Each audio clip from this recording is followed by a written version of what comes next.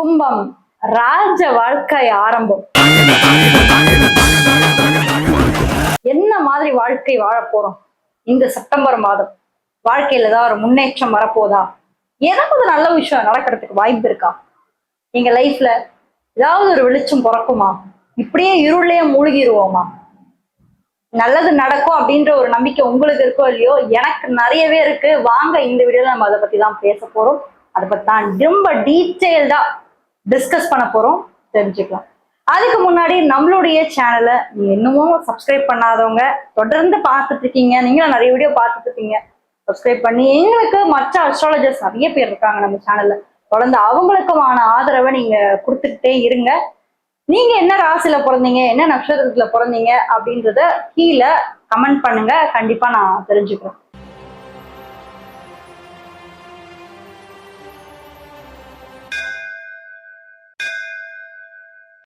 கும்பராசி காலச்சக்கரத்துடைய 11வது ஒரு ராசி. இந்த ராசியோடைய அதிபதி ராகு. என்னங்க இப்படி சொல்றீங்களே அப்படின்னு கேக்குறீங்களா? நிஜமாதான் சொல்றேன். சனி பகவான் என்பவர் கும்பம் மகரம் ரெண்டுத்துக்குமே அவர் தான் அதிபதி. பட் கும்பம் வந்து ராகுவோட முழு கண்ட்ரோல்குள்ள போகக்கூடிய ஒரு ராசியானது இந்த ஒரு கும்பம். சனி பகவான் இதுக்கு கோருல 2 பேருமே இந்த ராசிக்கு வருவாங்க. ஏன்னா இது ஒரு காற்று தத்துவ ராசி இல்லையா? சோ காற்று அப்படின்னு வந்தால எல்லா இடத்துக்கும் பரவும் அப்படின்றதுதான் ஒரு ஒரு விஷயம். சோ ராகு பகவான் முழுசா ஆட்கொள்ளக்கூடியது வந்து இந்த கும்பம். இது நிறைய பேருக்கு தெரியறது கிடையாது. அவங்க எப்ப பார்த்தாலும் சனியத்தான் வந்து புடிச்சிட்டு இருக்காங்க. அதே மாதிரி நம்ம ஆளு கும்பராசிக்காரங்க இன்னும் 7.5 நாட்டு சனியில இருந்து வெளியே வரல, புரிஞ்சுக்கோங்க. இன்னும் நீங்க வந்து 7.5 சனியில தான் இருக்கீங்க. இன்னும் எனக்கு தெரிஞ்சு இன்னும் ஒரு வருஷம், சரிங்களா? இன்னும் ஒரு வருஷம் நீங்க வந்து 7.5 நாட்டு சனியிலே தான் இருக்க போறீங்க. அந்த ஒரு வருஷம் எப்படி உங்களுக்கு இருக்க போகுது இந்த 7.5 சனி காலகட்டம் அப்படின்னு நம்ம பார்த்தோம்னா, ஓகே விரைய சனி இல்ல, சரியா? இந்த டைம் உங்களுக்கு இருக்க போகுது பாத சனி. 7.5 சனியில பாத சனியில தான் இருக்க போறீங்க. அதனால உங்களுக்கு அந்த ஒரு பிரச்சனை கிடையாது. சோ அடுத்து இந்த மாதத்துல கிரகநிலை எப்படி இருக்கு அப்படின்னு நம்ம பாக்குறோம். சோ கிரகநிலை பார்க்கும்போது ராசிக்கு ராகு உட்கார்ந்துருக்காரு. நம்மளால அங்கதான் வந்து உட்கார போறாரு டிசம்பர் மாசம் வரைக்கும். ராசிக்கு 2ஆம் இடத்துல சனி பகவான், 5ல ராகுங்க, 5ல செவ்வாய். ராகு வந்து ராசியில 5ல செவ்வாய், 6ல குரு பகவான், 7ஆம் இடத்துல சூரியனும் கேதுவும் இந்த மாதம் உட்கார்ந்துருக்காங்க. 7ஆம் இடத்துல சூரியன் கேது, 8ஆம் இடத்துல புதன், 9ஆம் இடத்துல சுக்கிரன். ஸோ ரொம்பவே சூப்பரான ஒரு மாதம் அப்படின்னு நான் வந்து கண்டிப்பா நான் சொல்லுவேன். ஏன்னா கும்பம் காலச்சக்கரத்துடைய 11 அப்படின்னு நிறைய வாட்டி சொல்லியிருக்கேன். அது வந்து ஒரு மனிதனுடைய ஆசைகளை நிறைவேற்றக்கூடிய இடம், நண்பர்களை பற்றி குறிக்கக்கூடிய இடம், பெரிய பெரிய நம்மளுடைய கனவுகளை பற்றி சொல்லக்கூடிய ஒரு இடம். எந்த மாதிரி நம்ம வாழ்க்கையை அமைத்துக் கொள்வோம், சரிங்களா? அது எதுவாயினுமே சரி, இது அனைத்த பத்தியுமே சொல்லக்கூடிய ஒரு இடம் தான் வந்து கும்பம் அப்படின்றது நம்மளுக்கு தெரியணும். அது மட்டும் இல்லாம இந்த ராசிக்கு 2ஆம் இடத்துல இப்ப சனி உட்கார்ந்துருக்கார். ராசிநாதன் சனி பகவான் 2ஆம் இடம் சொல்லக்கூடிய குடும்பஸ்தானத்துல வந்து ரொம்ப பவர்ஃபுல்லா இந்த மாதத்துல வந்து உட்கார்ந்துருக்காரு. சரிங்க, பவர்ஃபுல்லா உட்கார்ந்துருக்காரு, ஓகே. ஏன்னா என்ன ஒரு பிரச்சனைனா வக்ரமா இருப்பாரு. கரியர் எப்படி இருக்க போகுது அப்படின்னு நம்ம பார்த்தோம்னா கொஞ்சம் வேலை போல அதிகரிக்கும், சரிங்களா? இந்த மாதத்துல சனி பகவான் வந்து இருந்தாலும் 10 கூடியவனான உங்களுக்கு செவ்வாய் வந்து 5ஆம் இடத்துல இருக்காரு.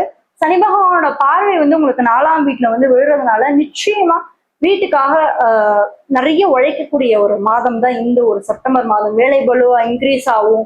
ரொம்ப உங்களுக்கு ஒர்க் லோட் அதிகமா இருக்கும், ஒர்க் ப்ரெஷர் உங்களுக்கு அதிகமா. ஆல்ரெடி அப்படிதான் இருக்கீங்க. இன்னும் சொல்ல போனா வீட்டுல இருக்க எல்லா பாரத்தையும் தலைக்கு மேல போட்டு தாங்குறது வந்து கும்பம் தான். என்ன பண்றதுங்க, நம்ம ரெஸ்பான்சிபிலிட்டி அனுபவிக்கணும், பொறுப்பு எல்லாத்தையும் நம்ம தலைமையில வாங்கி தூக்கி போட்டுக்கணும் அப்படின்றது நம்ம என்ன கேட்டுக்கிட்டா வரோம்? இல்ல, நம்ம விதி தலையெழுத்து, என்ன பண்றது? ஸோ அதனால இந்த மாதிரி ரெஸ்பான்சிபிலிட்டியும் ஓவர் பேர்டனும் இந்த மாதம் உங்களுக்கு கண்டிப்பா இருக்க போகுது. இது கொஞ்சம் எப்ப ரிலாக்ஸ் ஆகும், சரிங்க? ஓகே, நான் இப்படி இருக்க போகுதுன்னு நமக்கு தெரியுது. ஃபர்ஸ்ட் ஒரு 20 நாளைக்கு அப்படிதான் இருக்கும், சரியா? அதுக்கப்புறம் கொஞ்சம் கொஞ்சமா உங்களுக்கு அது ரிலீஸ் ஆகும். ஃபர்ஸ்ட் ஒரு 20 days ஒரு மாதிரி ஐயோ இஎம்ஐ கட்டணுமே, குழந்தைக்கு ஃபீஸ் கட்டணுமே, ஒய்ஃபுக்கு இதை செய்யணுமே அப்படின்ற மாதிரி உங்களுக்கு அந்த தாட் ப்ராசஸ்குள்ளேயே போயிட்டு இருப்பீங்க. கொஞ்சம் அந்த 20ஆம் தேதிக்கு மேலதான் கொஞ்சம் மூச்சே விட ஆரம்பிப்பீங்க. இது ஒண்ணு இருக்கு. மேரேஜ் எப்படி இருக்க போகுது? மேரேஜ் பண்ணலாமா வேணாமா? அட நீங்க வேறம்மா, நீங்க ஏற்கனவே மேரேஜ் ஆகி நாங்க படுற பாடு எங்களுக்கு தான் தெரியும். அதனாலயே நாங்க பாதி எங்க ஃப்ரெண்ட்ஸுக்கோ என் குழந்தைங்களுக்கும் அடுத்து என்னோட கூட இருக்கவங்க கூட அந்த இருக்கவங்களுக்குலாம் கல்யாணமே பண்ணாதீங்கப்பா, நிம்மதியா இருங்க, லைஃப் என்ஜாய் பண்ணுங்க, அந்த மாதிரி ஒரு விரக்தி தன்மைக்கே போகுது. ஏன்னா ராசியிலேயே ராகு 7ல கேது. ஸோ ராசியில ராகு 7ல கேது வரும்போது என்ன ஆகும்னா நிறைய பிரிவினைகள் வர்றது, டைவர்ஸ் ஆகிறதுக்கு வாய்ப்புகள் எல்லாம் இருக்கு. நிறைய பேருக்கு நடந்தும் இருக்கும், ஒரு சில பேருக்கு இல்லாமலும் இருக்கலாம், நிறைய பேருக்கு நடந்தும் இருக்கலாம். ஏன்னா அவரவர் சுயஜாதத்தை பாருங்க. ஏன்னா இந்த இடத்துல நீங்க வெறும் ராசி பலனை மட்டும் பார்க்க கூடாது.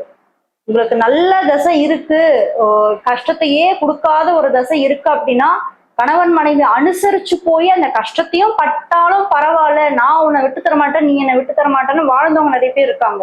பட் இந்த ராசியில இந்த ராகு 7ல இருக்கக்கூடிய இந்த கேது என்ன பண்ணும்னா, இது ஒரு கையில கணவன் மனைவியை பிரிக்கும்.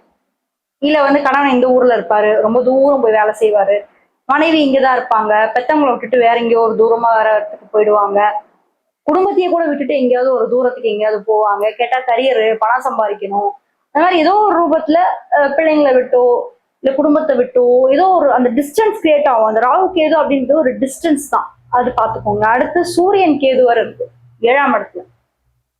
ஸோ ஈகோ இஷ்யூஸ் நிறைய இருக்கும். கணவன் மனைவி புரிதல்ன்றது இந்த மாதம் கொஞ்சம் கம்மியா இருக்கும். அதையும் நீங்க கொஞ்சம் செக் பண்ணிக்கோங்க. அவர் சொல்றத நீங்க கேட்க ட்ரை பண்ணுங்க. ஏன்னா சூரியன் இருக்கிறதுனால அந்த ஒரு ஈகோ ரைஸ் ஆகும்.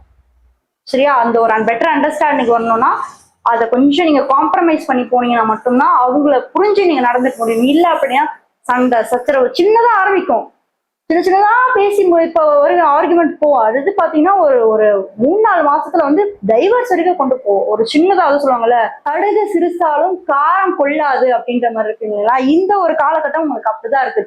சின்னதா ஆரம்பிக்கிற ஒரு விஷயம் பெருசா போய் உங்களுக்கு முடிக்கிறதுக்கான வாய்ப்பு இருக்கு. அதனால ஸ்டார்டிங்ல எல்லாத்தையும் கட் பண்ணிக்க ட்ரை பண்ணுங்க. சரி, எஜுகேஷன் படிப்பு சார்ந்த விஷயங்கள் எல்லாம் இந்த மாதம் இருக்கு. எப்படி கடைபிடிக்க போறீங்கன்னா 5ல செவ்வாய் ரொம்பவே பவர்ஃபுல்லா இருக்கு. சடுன்னு பசங்க கோவப்படுவாங்க.